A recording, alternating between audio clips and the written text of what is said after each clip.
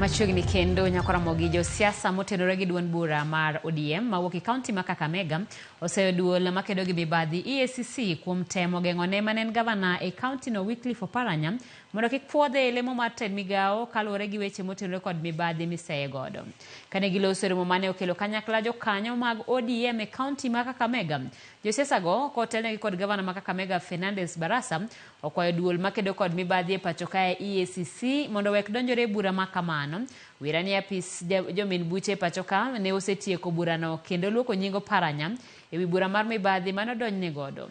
Bende gikwayo aput mapuodho jotend migepe mondo puodho Oparanya ne lemo mar tend migao. Wirani owinjore gi lemo ma kamano. Sisi kwa kauli moja kama delegates wa ODM Kakamega County tuko nyuma ya Wycliffe Ambetsa Oparanya. Nataka kuambia EACC ya kwamba yule ambaye anasimamia mashtaka ni DPP na yeye amefanya clearance. Our deputy party leader has already been cleared.